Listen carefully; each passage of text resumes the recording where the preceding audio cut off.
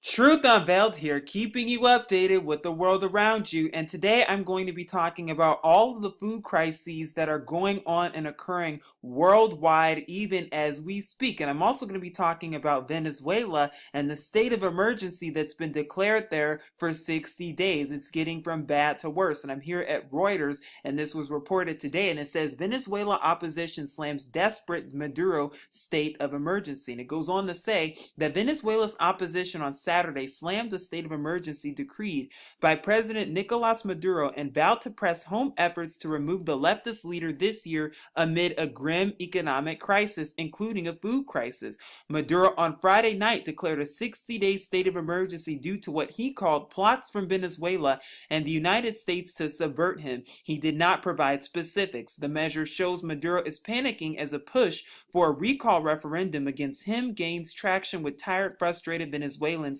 opposition leaders said during a protest in Caracas, the capital. We're talking about a desperate president who is putting himself on the margin of legality and constitutionality, said Democratic Unity Coalition leader Jesus Tarabla, adding Maduro was losing support within his own bloc. If this state of emergency is issued without consulting the National Assembly, we would technically be talking about a self-coup, he told hundreds of supporters who waved Venezuelan flags and chanted, "He's going to fall." Now, the article goes on to talk about the state of emergency and its declaration, but I'm here at All News Pipeline, and I'm here to talk more about the food crises and the food shortages that have been going on worldwide, and not just Venezuela, but in other places worldwide as well. And it says, new videos show heartbreaking scenes of chaos and mayhem. Is this madness coming to America? Critical warning to the American middle class, extinction awaits. Because if you're still sitting there in that mindset of, oh, I feel sorry for them, oh, that's just too bad for other people worldwide, it's coming here too, to America and Europe as well. So you might as well get ready for it and see what's about to take place.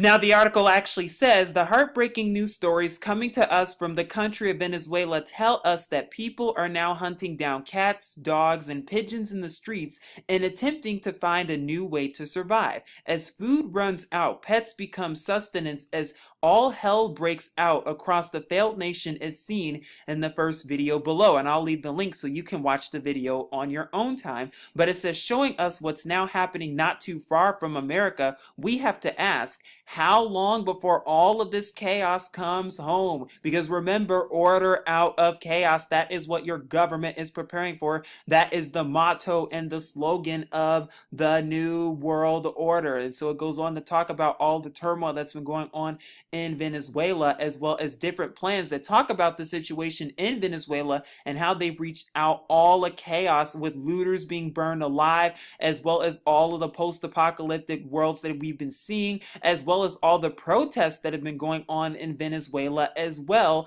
and how this is getting ready and testing us for the extinction of the so-called middle class, but of just America and Europe in general, and how they're getting ready for it, and also how they placed what Venezuela is under of state of emergency with martial law pretty much declared. Because anytime you hear that word state of emergency, with all of this going on, with all of these police officers in Venezuela, that is what martial law is. It's time to wake up and see what's going on and see the world around you. And what's even worse about this, and what breaks my heart the most about this, is that there is enough food. Your government has enough food for the entire world. There's plenty of food worldwide. The reason that there's a so-called food scarcity is because your government and the elite and the Jewish Zionists who are on the top, they are blocking access from third world countries into getting food and the resources and the necessities that they need, and they go into these countries and poison them with Monsanto and other different things with Rothschild banks in them to keep them enslaved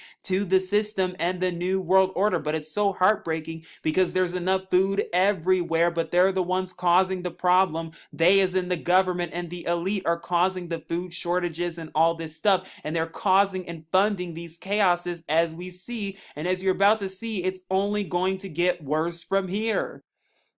But if you thought it just stopped there, if you thought it was just Venezuela, if you thought it was just there, oh, think again, because it's also in South Sudan. And I'm here at The Guardian, and it says South Sudan, up to 5.3 million people could face summer food crisis. And just like I said, they have enough food for everybody. The UN and the United Nations, they have enough food to supply worldwide. They're not going to because of the new world order out of chaos. But it says UN warns of worsening hunger despite relative stability and political situation after 2-year civil war. And that's something else I want to mention. So couple that food crisis with the civil war that we're seeing in Venezuela and the civil wars that we've been seeing in South Sudan, and now a food crisis here too. Oh my goodness. But it goes on to say more than 5 million people in South Sudan are facing a severe food shortage this summer, the UN has warned. This number is nearly double the 2.8 million people who were classed as being in crisis or emergency food situations from January to March, with about 40,000 thought to be suffering an outright famine is what we're seeing. The worsening hunger comes despite attempts to end more than 2 years of war, which started back in December 2013 when the president Salva Kiir sacked his first vice president Riek Machar, triggering ethnically charged violence. And it talks about all of what they see and about what food insecure from reports back in 2015. And it says as many as 5.3 million people may face severe food insecurity, with particular areas of concern in the non-conflict affected states of northern Bahr el Ghazal and eastern Equatoria. It's not looking good whatsoever. Now, this article from Press TV also talks about the South Sudan food crisis that's going on. And like I said, this was all reported within the same week, this past week. And like I said, folks, it's only getting worse from here. We see the problems that are going on in Venezuela. We also see all of the political and economic problems that are also going on in Brazil, as well as the Olympic Games are right around the corner, not to mention South Sudan and much of the rest of the world too. And you don't think this is coming to America? Oh, I suggest you think again. Oh, but it's not just South Sudan, it's not just Venezuela, because here I am at CBS and it says United Nations, our favorite organization, and I'm being sarcastic, but it says North Korea food crisis worsening. And it goes on to say the UN Food Agency says water scarcity has caused a drop in North Korea's food production for the first time since 2010, threatening to worsen food security in the reclusive nation. The Rome-based Food and Agriculture Organization said on Wednesday that food production last year was estimated at 5.4 million tons, down 9% from 5.9 million tons in 2014. That includes production of cereals, soybeans, and potatoes. As a result, the country will need to import 694,000 tons of food, just 300,000 tons of which is expected to be covered by government imports. FAO said that leaves the widest gap since 2011 through 2012. It said food security is expected to deteriorate from last year, quote, when most households were already estimated to have poor or borderline food consumption levels. What that means is borderline poverty, not enough food. What exactly is going on? What are they getting ready for and conditioning? Could the United Nations have something to do all this? And is it just North Korea, South Sudan, and Venezuela? Oh, quite the contrary.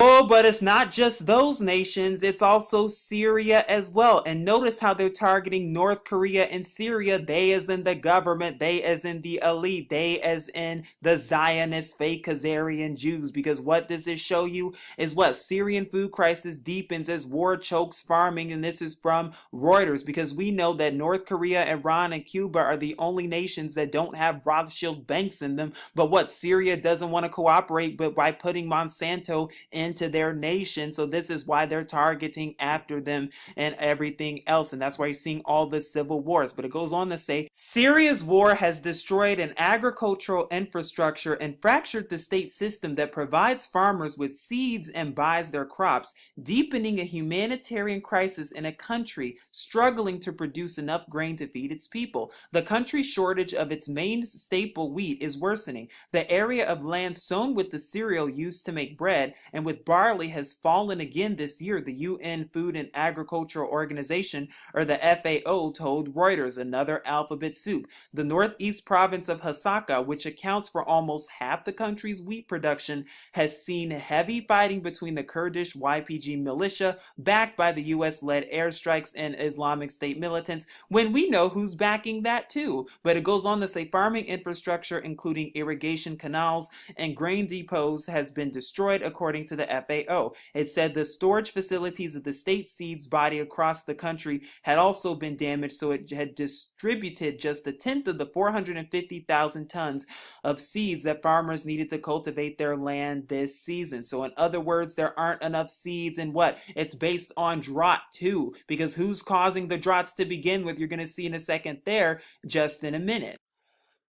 Because I'm here at CCTV, and it also talks about the food crisis in Zimbabwe that's going on and how they're trying to avert it. And this was reported a couple of days ago, actually. But what's even worse is that you're seeing that a lot of these food crises are due to different droughts that are going on in these regions because there's not enough rain to cultivate the crops in these specific regions, in Zimbabwe as well as Syria and many others. And the question is, why is that the case? But we also see the same problem in Nigeria as well. So not only is it Zimbabwe and Syria and North Korea and Venezuela and other places worldwide, this is a real serious problem that's been going on with food shortages, and it's due to the droughts, when we know darn well that it's HARP and CERN and other government agencies and alphabet soups that strategically place and locate these droughts to be in these areas that normally grow and cultivate food, but can no longer do that because of the stage government and the weather control and modification. You can even look up government documents where the government even admits to cloud seeding and doing other monstrous things to poison us even more for the plans of depopulation and to fulfill the Zionist plan of the New World Order. But it doesn't stop there, because not only have we been seeing food shortages and droughts in Venezuela, South Sudan, North Korea, Syria, Zimbabwe, and Nigeria, but we also see it in Kashmir, India, where there's war-torn and war-stricken areas in Kashmir that the UN and that others are not reporting on. I wonder why that is. And what you should also be thinking about too is that droughts cause food shortages. If there's a drought in a specific area, or if there are major droughts, then there's going to be no food growing there. No food growing there means no food on your table. It's time to wake up and see the bigger agenda and what's really going on. And even here with India, they even say amid curfew in Indian held Kashmir. Sounds like martial law and training for martial law to me, and testing it before they finally bring it to America. The question, though, is that are you awakened to all of this? Are you seeing what's going on in the world around you? Now, mind you, this stuff was reported last month, but it says from the BBC that Africa drought fears grip Malawi and Mozambique. So it's also there as well. So you can see that this is a worldwide problem. This is a worldwide issue. And I wonder what the bigger agenda is, because like I said earlier, there's plenty of food, but what are they hiding?